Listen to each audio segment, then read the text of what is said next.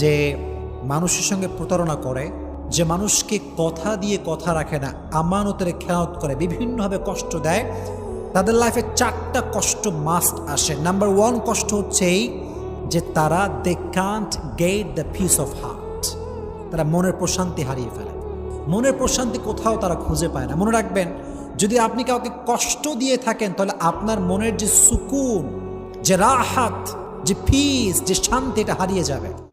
2 number যে বিপদ আছে সেটা হচ্ছে যারা মানুষকে কষ্ট দেয় তারা তাদের লাইফ থেকে অনেক দামি একটা জিনিস হারায় ফেলে। এটা আমি আমার রিয়েল এক্সপিরিয়েন্স থেকে বলছি, দেখে বলছি, বুঝে বলছি। 3 নাম্বার যেটি ঘটে সেটি হচ্ছে যে মানুষকে কষ্ট দেয়, মানুষের মন থেকে আল্লাহ তাআলা তার ভালোবাসা দূর করে দেয়।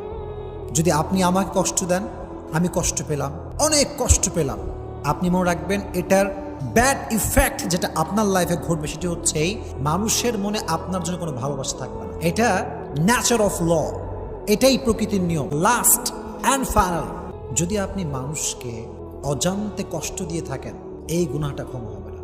এটা ক্ষমা হবে না, বিকজ হক যেটা আছে এটা 2 প্রকার। একটা হচ্ছে হকুল্লাহ, একটা আল্লাহর হক, আর একটা হচ্ছে হকুল ইবাদ, বান্দার হক।